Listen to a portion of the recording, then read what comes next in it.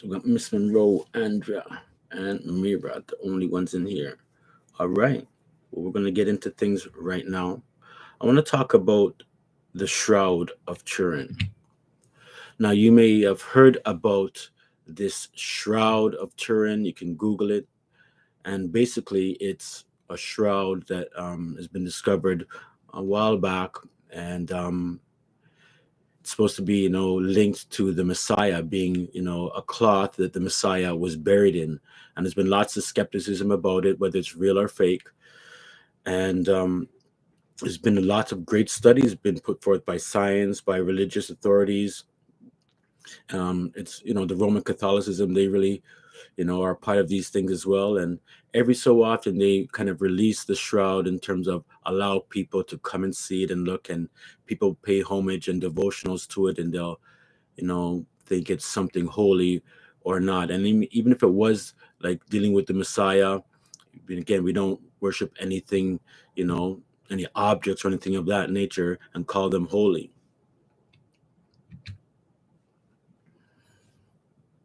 Again, shalom, Shabbat, shalom.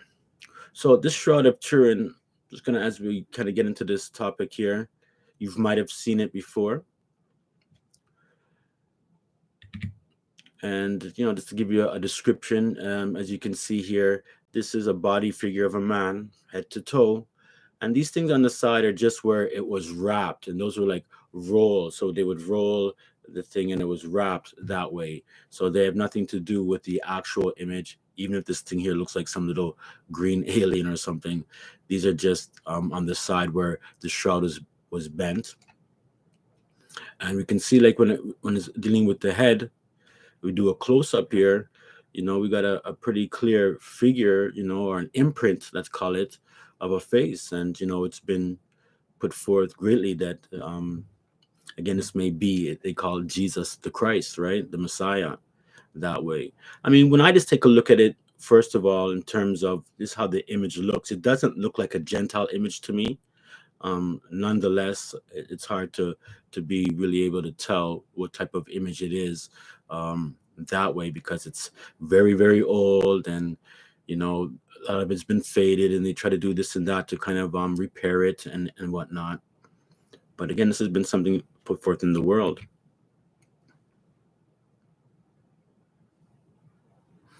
When you look at this image starting from the left, they try to project it over, as you can see, bringing it over to Gentile Jesus, so to speak. And even another depiction, from people who are just using these things as a model to try to fit together this idea of the shroud and, how the Messiah might have looked.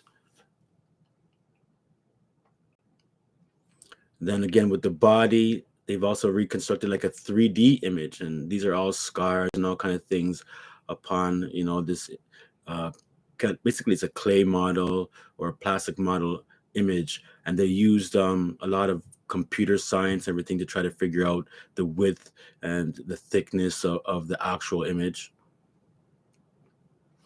They've even gone so far again to, great studies have been put forth, and these so-called scholars and of the world and scientists, as they analyze the shroud, they try to come together to bring forth a more lifelike image for them when it's from regards to this shroud. And you will even see it in a bronze image, and this is one of the final bronze images, again giving a depiction almost of a black Messiah, so to speak, even though they've gentiled it down. But nonetheless, whether it was black, white, or any other type of national image, this Shroud of Turin is a fake, right? It's a hoax. It's put forth there just as Satan does, all kind of little deceptions, whether they're big deceptions, small deceptions. Evil is evil. So tell me, what do you think about these images so far before I even expose what's going on, which is not really that hard to expose. But what do you think? I'm going to go to another understanding as well. What you see on your screen, again, Shabbat Shalom coming in, is basically, this is the one piece. And as you can see here, this is the head, going up, coming across. This is just the bottom half, and this up here is the back part. So it was put over him. So again, it's the Shroud of Turin is one piece showing the head to the toe. Shalom, David, and to those who are in the room. So you'll see, like in this instance here, it's a one piece thing. And so this come down to like an easy understanding of this scripture here, but I like to give it forth and just make it very simple. John 11, and this is regarding Lazarus and when he was resurrected. Verse 44, it reads, "And he that was dead came forth, bound hand and foot with grave clothes, and his face was bound about with a napkin. Joshua saith unto him, Loose him. Unto them, loose him, and let him go." So right off the bat, you see something very, interesting here, how the Israelites buried their dead. They would wrap them, right? And they would there'd be two pieces. There would be the body piece. This is the from hand to and foot with grave clothes. Let me put this on silent.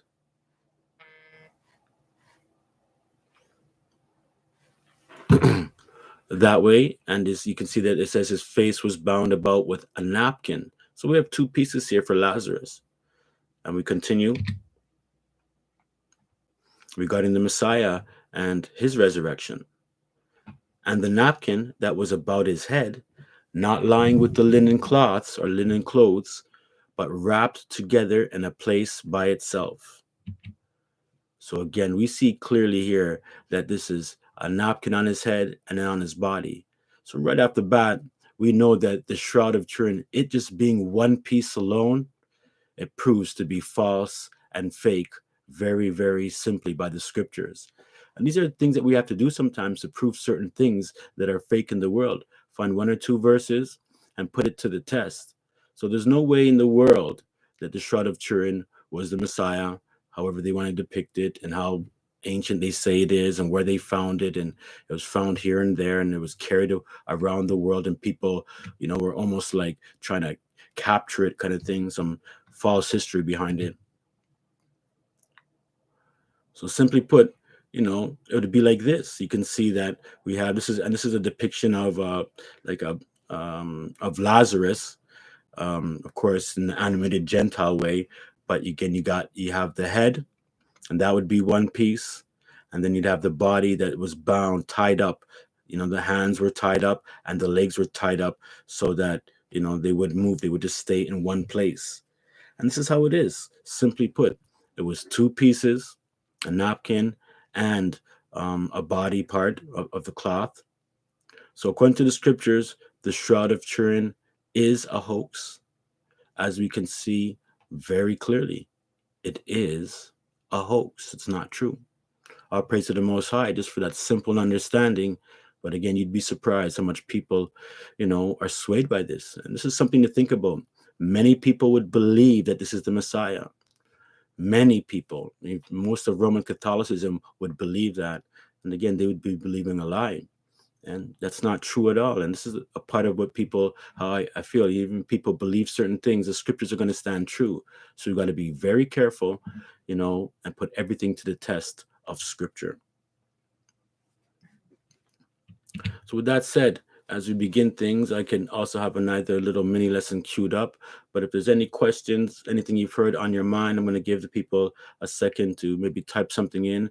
I'm just going to grab my water, and we'll go on to something else.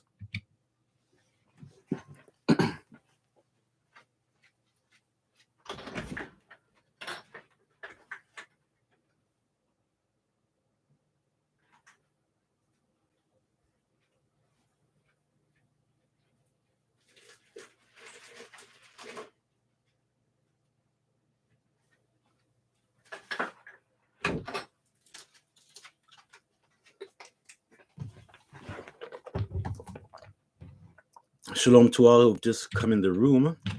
We're coming in for our Q&A. We just did a little kind of, what was that, maybe 10 minutes on the Shroud of Turin. How it's a hoax and it's really two pieces and not the one piece of cloth. So does everybody get that? If you get that, type in a 7 for me if you catch that understanding. And meanwhile, I will try to queue up something else.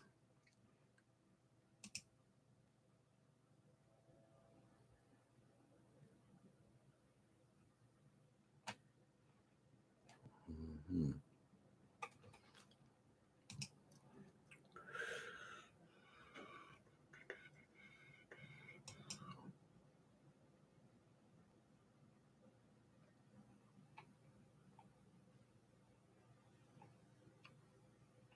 Okay.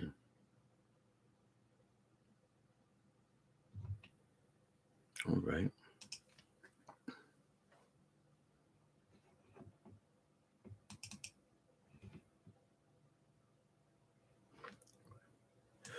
All right. We got a 7. Any questions or comments thus far?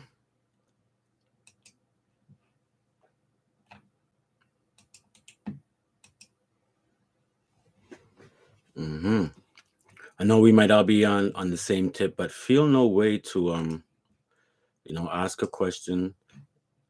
I know I won't try to embarrass you or anything like that. If you figure it's wrong that way. Okay, hold on here. And slideshow setup. There we go.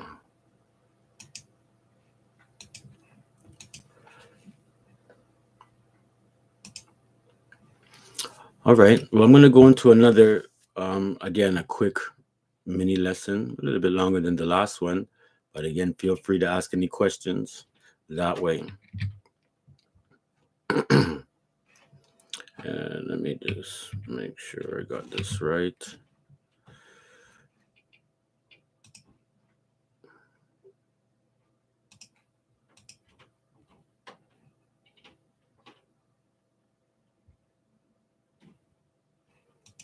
What is this called here? Shorts.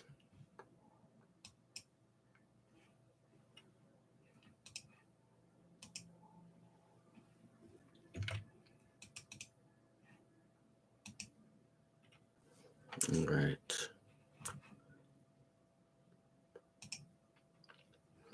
All right. Oh, good question. Mira K asks, what is the origin of the Pharisees? Good question.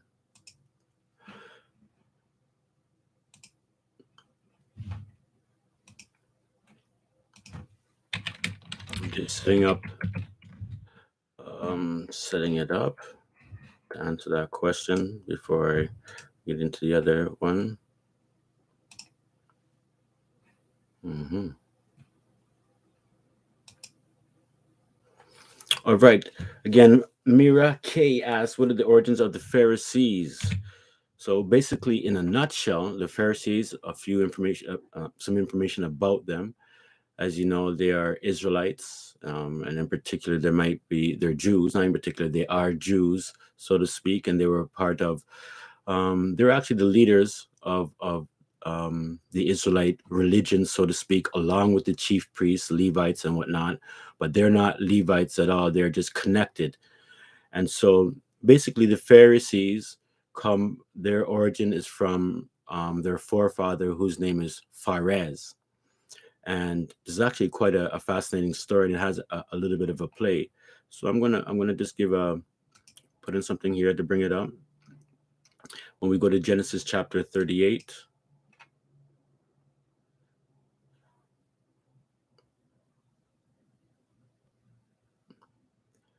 now Phares' father, as I cue this up, is Judah, the actual man named Judah, and he was supposed to take Tamar as well. He wasn't supposed to take Tamar. He was supposed to give Tamar, this lady named Tamar, to his sons, but he didn't. And long story short, she kind of tricked him in a certain way, and he slept with her, and then she had twin sons from him. So let me find the verse.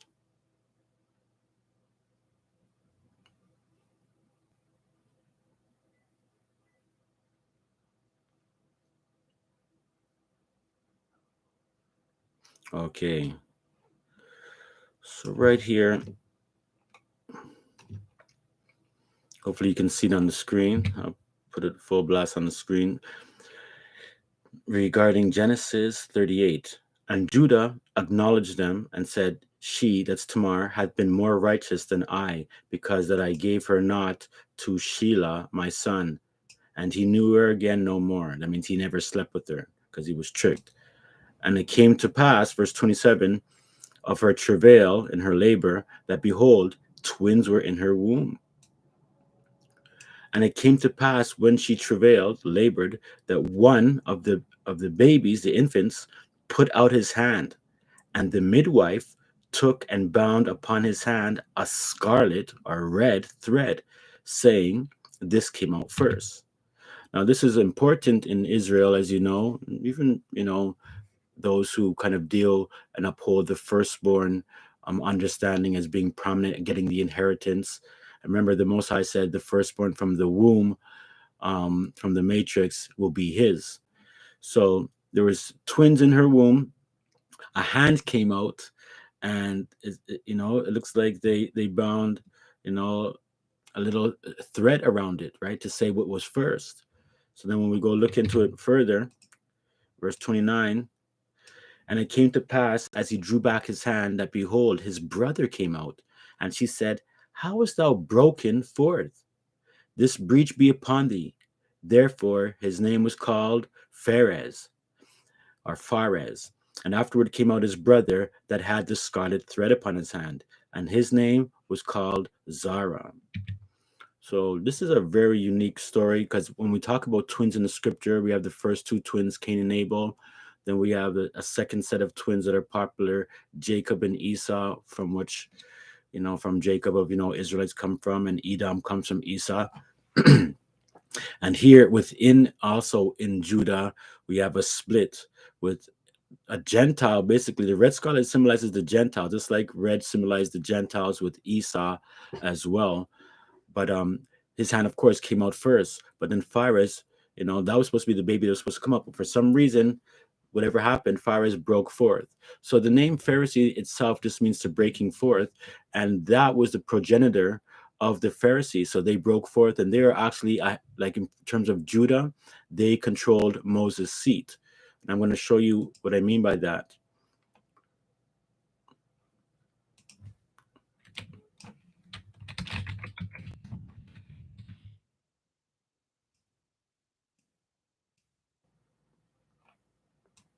Matthew 23,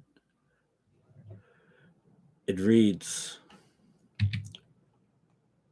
Then spake Joshua to the multitude and to his disciples, saying, The scribes and the Pharisees sit in Moses' seat. So they sit as the authority-giving, body or entity that at that time was the authority over the Israelites. They interpreted the law. They gave an understanding of how you're supposed to observe the law, so on and so forth, and they ran the synagogue. And this is what the Messiah continues to say about them. All therefore whatsoever they bid you observe, that observe and do, but do not ye after their works, for they say and do not.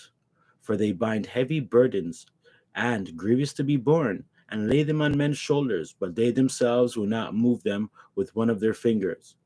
But all of their works they do for to be seen of men.